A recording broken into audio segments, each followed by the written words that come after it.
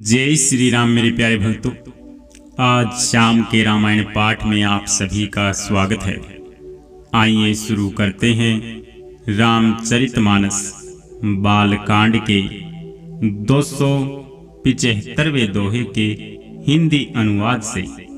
विश्वामित्र जी ने हृदय में हंसकर कहा, मुनि को हरा ही हरा सूझ रहा है, अर्थात सर्वत्र विजयी होने के कारण ये श्री राम लक्ष्मण को भी साधारण क्षत्रिय ही समझ रही हैं, किंतु यह लोहमयी केवल फौलाद की बनी हुई खांड खांडा खड़ग है, ऊख ही रस की खांड नहीं है जो मुंह में लेते ही गल जाए। खेद है, मुनि अब भी बेसमझ बने हुए हैं, इनके प्रभाव को नहीं समझ रहे हैं।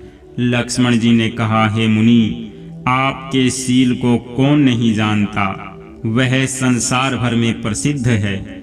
आप माता पिता से तो अच्छी तरह उऋण हो ही गए हैं, अब गुरु का ऋण रहा, जिसका जी में बड़ा सोच लगा है, वह मानो हमारे ही मत्थे काढ़ा था।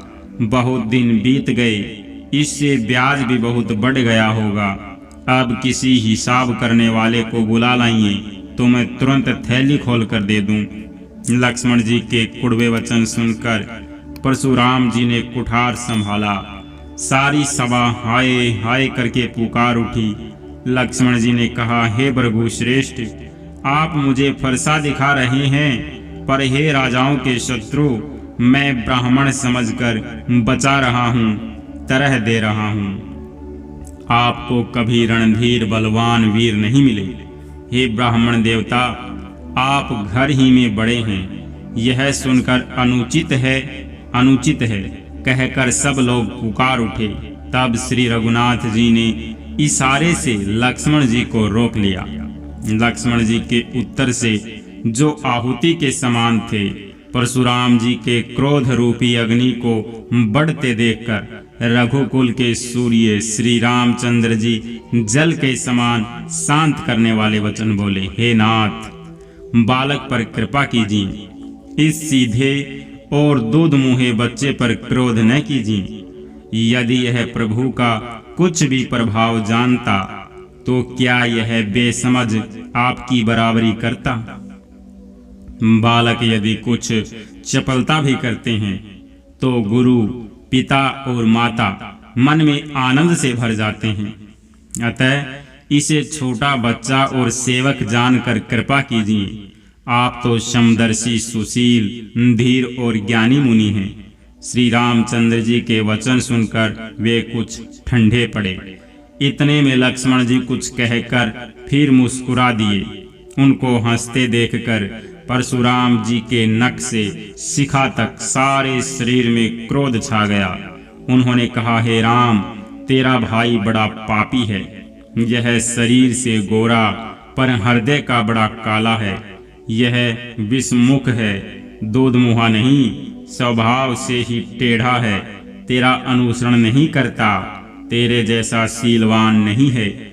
यह नीच मुझे काल के समान नहीं देखता। लक्ष्मण जी ने हंसकर कहा, हे मुनि, सुनिए, क्रोध पाप का मूल है, जिसके वश में होकर मनुष्य अनुचित कर्म कर बैठते हैं और विश्व भर के प्रतिकूल चलते सबका अहित करते हैं। हे मुनिराज, मैं आपका दास हूँ, अब क्रोध त्याग कर दया कीजिए। टूटा हुआ धनुष क्रोध करने से जुड़ नहीं जाएगा। खड़े खड़े पैर दुखने लगे होंगे, बैठ जाइए। यदि धनुष अत्यंत ही प्रिय हो तो कोई उपाय किया जाए और किसी बड़े गुणी कारीगर को बुलवाकर जुड़वा दिया जाए। लक्ष्मण जी के बोलने से जनक जी डर जाते हैं और कहते हैं, बस चुप रहिए, अनुचित बोलना अच्छा नहीं। जनकपुर के स्त्री पुरुष थर थर कांप रही हैं और मन ही मन कह रहे हैं कि छोटा कुमार बड़ा ही खोटा है। लक्ष्मण जी की निर्भय वाणी सुन सुनकर परशुराम जी का शरीर क्रोध से जला जा रहा है और उनके बल की हानि हो रही है, उनका बल घट रहा है। तब श्री रामचंद्र जी पर एहसान जनाकर परशुराम जी बोले, तेरा छोटा भाई समझकर मैं इसे बचा रहा हूँ। यह मन का मैला और शरीर का कैसा सुंदर है, जैसे विष के रस से भरा हुआ सोने का घड़ा। यह सुनकर लक्ष्मण जी फिर हंसे। तब श्री रामचंद्र जी ने तिरछी नजर से उनकी ओर देखा, जिससे लक्ष्मण जी सकुचा कर विपरीत बोलना छोड़कर गुरु जी के पास चले गए। श्री रामचंद्र जी दोनों हाथ जोड़कर अत्यंत विनय के साथ कोमल और शीतल वाणी बोले, हे नाथ सुनिए, आप तो स्वभाव से ही सुजान हैं।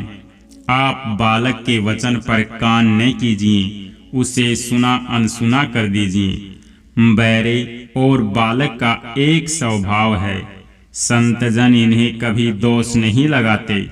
फिर उसने लक्ष्मण तो कुछ काम भी नहीं बिगाड़ा है। हे नाथ, आपका अपराधी तो मैं हूँ।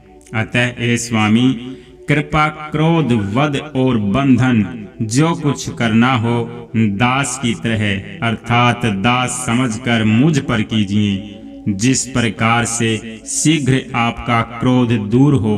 हे मुनिराज बताइए, मैं वही उपाय करूं। मुनि ने कहा, हे राम, क्रोध कैसे जाए? अब भी तेरा छोटा भाई टेढ़ा ही ताक रहा है। इसकी गर्दन पर मैंने कुठार न चलाया तो क्रोध करके किया ही क्या? मेरे जिस कुठार की घोर करनी सुनकर राजाओं की स्त्रियों के गर्भ गिर पड़ते हैं, उसी फरसे के रहते मैं इस शत्रु राजपुत्र को जीवित देख रहा हूँ। हाथ चलाता नहीं, क्रोध से छाती जली जाती है। हाय, राजाओं का घातक यह कुठार भी कुंठित हो गया, विधाता विपरीत हो गया। इससे मेरा स्वभाव बदल गया, नहीं तो भला मेरे हृदय में किसी समय भी कृपा कैसी? आज दया मुझे यह दुस्सह दुख सहा रही है। यह सुनकर लक्ष्मण जी ने मुस्कुराकर सिर नवाया और कहा, आपकी कृपा रूपी वायु भी आपकी मूर्ति के अनुकूल ही है। वचन बोलते हैं मानो फूल झड़ रहे हैं। हे मुनि, यदि कृपा करने से आपका शरीर जला जाता है तो क्रोध होने पर तो शरीर की रक्षा विधाता ही करेंगे। परशुराम जी ने कहा, हे जनक, देख, यह मूर्ख बालक हठ करके यमपुरी में घर करना चाहता है। इसको शीघ्र ही आंखों की ओट क्यों नहीं करते? यह राजपुत्र देखने में छोटा है पर है बड़ा खोटा। लक्ष्मण जी ने हंसकर मन ही मन कहा, आंख मूंद लेने पर कहीं कोई नहीं है। तब परशुराम जी हृदय में अत्यंत क्रोध भरकर श्री राम जी से बोले, अरे सठ, तू शिव जी का धनुष तोड़कर उल्टा हम ही को ज्ञान सिखाता है। जय श्री राम। मेरे प्यारे भक्तों, आज के रामायण पाठ को हम यहीं पर विश्राम करते हैं। मिलते हैं कल सुबह के रामायण पाठ में। तब तक के लिए आप सभी को जय जय सिया राम।